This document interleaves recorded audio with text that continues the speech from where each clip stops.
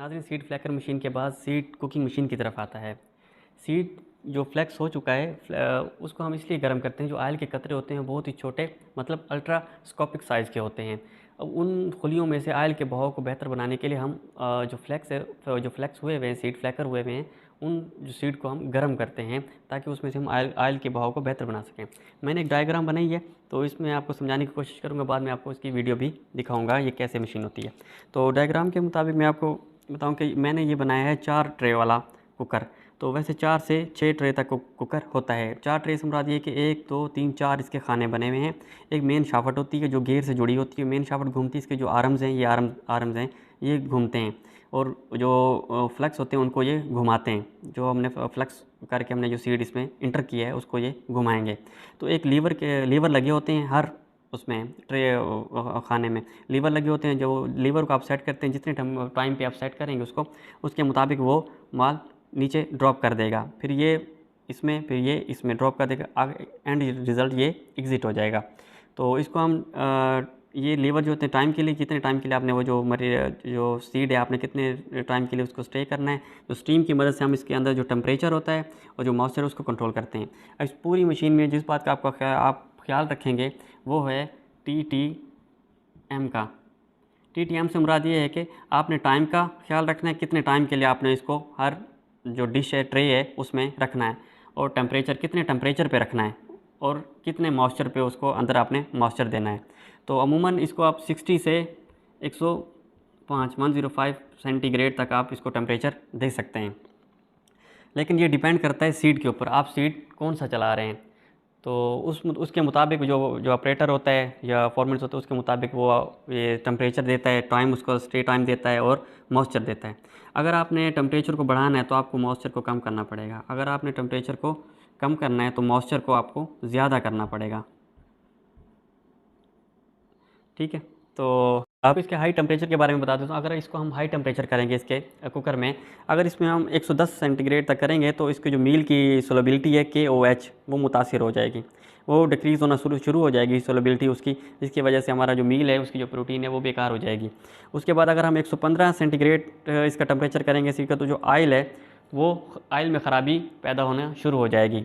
अब प्रोटीन में किस तरह ख़राबी होती है, आपको पता है कि प्रोटीन अमाइनो एसिड से मिलकर बनती है, अमाइनो एसिड से। अब ये अमाइनो एसिड्स को हम ब्लॉक बिल्डिंग का नाम देते हैं।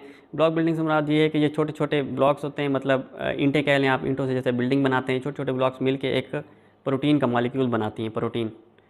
अब ये प्रोटीन ये जो अमाइनो एसिड्स ये आपस में जुड़े होते हैं प्राइमरी बॉन्ड से, प्राइमरी बॉन्ड एक दूसरे से जुड़े होते हैं। अब ये दूसरा मॉलिक्यूल बनाएगी, इस तरह ये मॉलिक्यूल बने होंगे प्रोटीन के।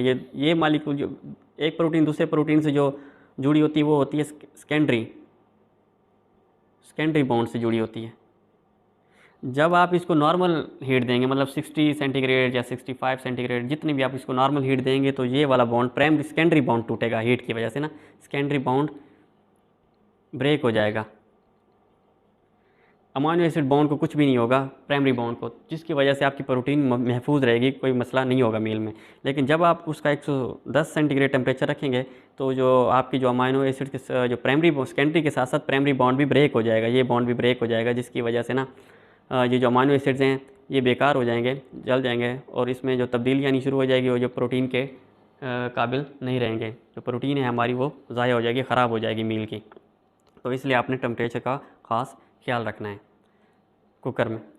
तो इसके अलावा इसके और भी फ़ायदे हैं, जैसे कि कुकर मशीन में अगर आप जो फ्लैकर किया हुआ सीड है उसको गर्म करेंगे तो उसकी जो ऑयल की विस्कोसिटी है वो कम हो जाएगी, और ऑयल आसानी से बहने की पोजीशन में आ जाएगा सेल्स में से, अपने खुलियों में से।